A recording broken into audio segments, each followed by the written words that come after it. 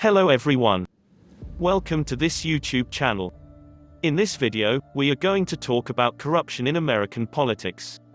So before starting this video, please like this video and subscribe to this channel for our future updates. Corruption and scandal have long been regular and conspicuous features of American politics and government.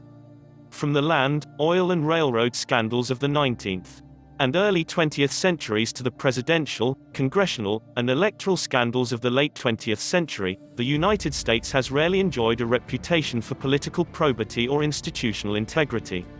Some American states are less corrupt than others, and the federal judiciary experiences fewer scandals than do the executive and legislative branches, but, overall, corruption is not confined geographically or institutionally.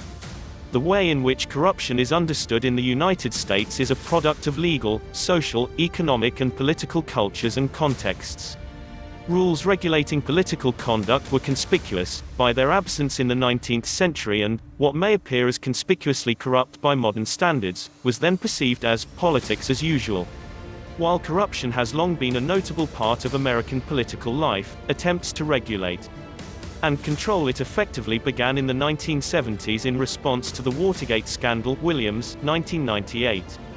The use of public agencies to pursue private vendettas against the enemies of the state, most notably the creation of an in-house team of burglars based in the White House itself, was sufficiently scandalous to elevate the issue of corruption up the political agenda. Corruption and misconduct now play an important role in contemporary American political debate. Politicians are more sensitive to the issue, the media display a keener interest in exposing misconduct, and the rules governing official conduct have become more restrictive. Newness, scale and varieties of corruption. There seems to be a new iron law of American politics: the more you look for corruption and scandal, the more you are likely to find it. This makes it very difficult to assess whether there is more corruption now than there was in the past, because it is difficult to separate issues of awareness and investigation from actual incidents. Corruption receives much greater attention. 66 M.J. Bull al. eds. Corruption in Contemporary Politics. Copyright Palgrave Macmillan, a division of Macmillan Publishers Limited, 2003. Now than it did before. This is linked to the growth of a culture of mistrust which encourages the press and the public to question the motives of all politicians, and to assume that, in varying degrees, they are all crooks. There is no reliable, hard data about levels of corruption in the United States, and no way of being certain whether there is more now than there was in 1950 or even 1850. We do have opinion poll evidence which suggests that public trust in the integrity of politicians fell sharply in the last third of the 20th century. We also know that at different points in American history, there have been upsurges of political and public discontent about standards of public ethics and conduct. These periodic, moral panics have provoked a variety of reform efforts. And, as a result, there are good grounds for the claim that the United States has the most comprehensive and stringent anti-corruption laws and rules of any modern democracy. Thus, while we cannot prove that corruption has increased in frequency or importance, we can say that public cynicism has reached new heights and, as part of a hitherto unsuccessful effort to calm the public's fears, an unprecedented range of reform measures have been implemented. Causes and dynamics of corruption. Any assessment of the causes of corruption has to take note of the political culture and institutional framework of government. The key principles of the American constitutional design of federalism and the separation of powers.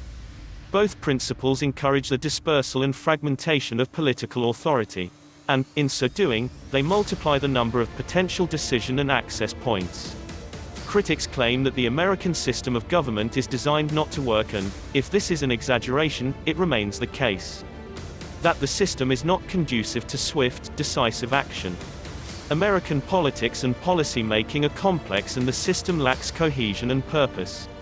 It is, for example, quite common for the executive and legislative branches to be controlled by different political parties. To British observers, the idea of having a Labour government, but a Conservative majority in the House of Commons seems absurd and unworkable. But, in his second term, President Clinton had to come to terms with the political fact that his Republican opponents controlled both the House of Representatives and the Senate. This phenomenon of divided government further complicates an already complex system and makes coherent policy making extremely difficult. Divided government exacerbates the already formidable problems of governing in such a fragmented and porous political system. It is only possible because American politics normally lacks the hard edge of ideological conflict, which makes cooperation with political opponents so difficult in other political cultures. American politics depends on the skills of politicians to broker compromises. It is a system of incremental change in which principle and consistency are singular disadvantages. What do you think of our corruption in American politics? Which part of the video you like the most? Let me know in the comment section below. If you enjoy this video and want to hear from me again, be sure to hit that subscribe button before you go.